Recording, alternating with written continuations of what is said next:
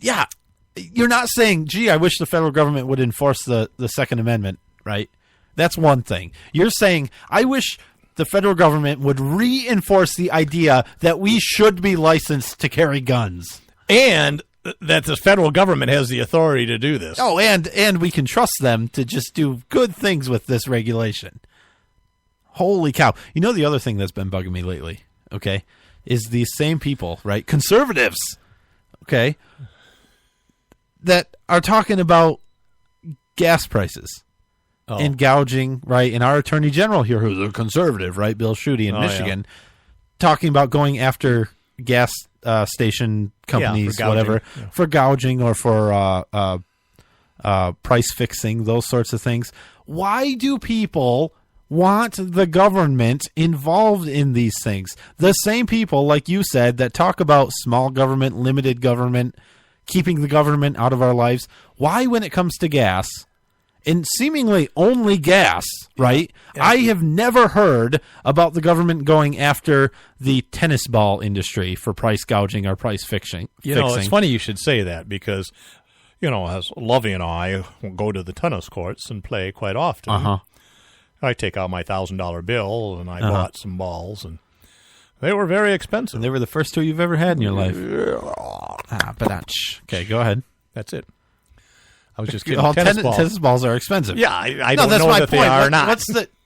Why do we think? Because we buy it every day is why. But why do we think that gas isn't affected by the market like everything else, like the price of gas, right? Right. I mean, what is it about big oil or gas companies or whatever that we think they are in cahoots any more than any other industry? The tennis ball industry. Yeah, the tennis ball industry, whatever industry it is. Well, I guess what's because the difference? Well, the difference, I guess, is almost everybody needs and uses gasoline to exist. Yeah, so the problem is they don't need tennis balls. People chose to become dependent on this industry. Look, that's true. So what does that mean? That means there's a higher demand, right? Right. And the laws of markets say when there's a higher demand, the price will generally be higher, right? That's it. If they fix the price at $10 a gallon and people buy it at $10 a gallon, then that's the market price. People are willing to pay it because we could live without going to the gas station. Yeah. A thought occurred to me, and I guess it depends on your particular view, and it depends on where the oil's coming from. But you look at that it's a natural resource of the country that you live in. So it's finite. Yeah. If you own property, you own mineral rights. It's really yours as a private individual, but it's coming from the country. Mm-hmm. It's like water, and so they might look at it in that regard as something that we need to control. So it should be free then. At least at cost. And that will work because the people that make a living selling it today will just do it for nothing. No. I said for cost. People are still getting paid. They're still providing services. That's part of the cost. So the owner of the whole enterprise, where did they get their money? Well, they pay themselves salaries. That's what's happening today. We are paying costs, right? But there's a You're markup. Saying they should operate as a nonprofit with a paid with paid executives, right? Just cost that they shouldn't be allowed to make money for investment. Right? No, that's capitalism. Wow, I think it really bugs me. It really bugs me. It would be interesting to look at the history of all that and when it started to regulate and when it started doing that. But I don't know. I think there are other price gouging laws. Okay. In regards to like natural disasters. I mean, with Sandy, wasn't there some prosecution for people that were selling, batteries and lumber and water and fuel? I think gas, and stuff and charging. But why? We actually, Brian, we talked about that on the show at that time.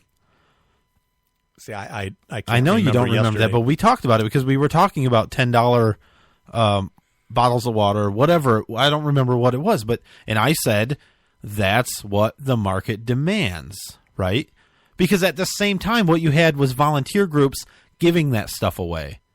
Well, somebody was paying for it, though, right? Well, somebody was. I mean, they buy it in Michigan and they take it and Right, whatever. I got it. But you have to prepare for these things. This is why government gets so big, is because we can't seem to live outside of perfect ideal without the government stepping in. Something happens and the price of gas goes up and we scream, "Government, help, help, help!" Right? Nobody wants to think ahead or prepare for it or not be dependent on one single source of something. Right. So all of these people should have had, a week's worth of water. Yes.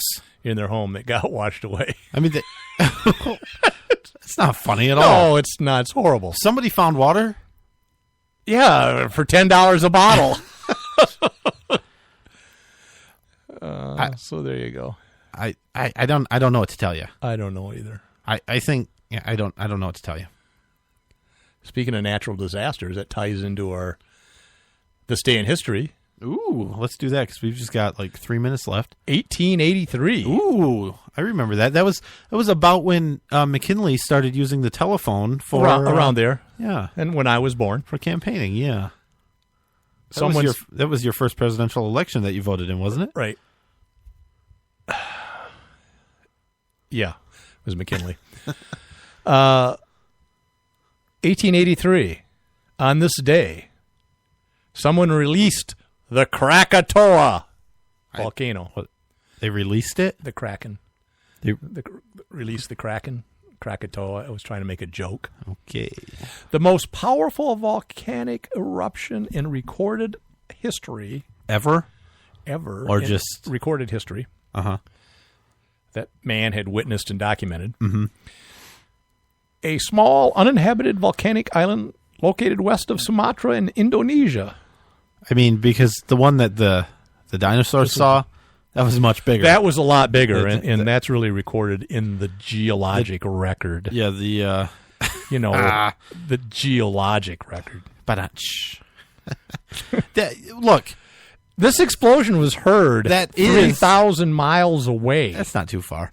That is a record, right? I mean, things have been recorded for, in the geologic record. Yeah, come on. Yeah, big floods. Just because the method of recording things changes. I mean, back then, the way they recorded things was to become fossilized. Right. They did it. Right. They did. Well, yeah, and there was Pompeii, and the people were sort of... Anyways. Just to give you an idea, the explosion threw 5 cubic miles. That's 5... do you understand what a cube is? I don't. That's 5 miles on a side. Figure a big box, 5 miles by 5 wide, miles 5 long, 5 high. Deep, high, yep, the whole thing. Depth, width, length. It lifted that much earth 50 miles into the air. 50 miles, 50 miles. 50. And it created 120-foot tsunami waves. 120 feet, huh? That's pretty big. That is a big one. That's like a 12-story building. Yeah. 36,000 people were killed. Wow. 1883. That's ridiculous. Changed the weather for years after that. So much crap in the atmosphere. The sunsets, they said, were beautiful. They said that it was the most spectacular sunsets. Still dealing with global warming today because of it. Yeah. Bummer. Let's go. Where was that? Somalia? Somalia, yeah. Like off of Somalia. It was an uninhabited island? Yes. That's what I said, yeah. Okay. So there was nobody there. Except for the guy with the measuring tape measuring the 5 There weren't people there, but there were people. There were people with a video camera. Yeah, right. That's a lot of earth. Did he call somebody on the telephone? He could have. Are you going to vote McKinley? Damn spam. I can't get away from it. Huh. Well, that's interesting. Is it? Yes. Is it? Well, it's geologic. I liked it. I ate a mood ring one time. How do you feel about that? I don't know. I lost it. Oh, I'm sorry to hear that. Yeah. You messed up the joke. Yeah. I was setting you up. I don't know. What do you got? You got nothing. I got nothing. 15 seconds to say something.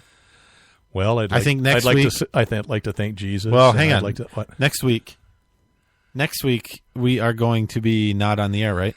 We won't be live. So we'll just mention that right now. Is that true? I think so. I got a announcing gig for the varsity football. Wow, so this is paying off for you. No, I don't have any. All right. See you next week. Bye-bye.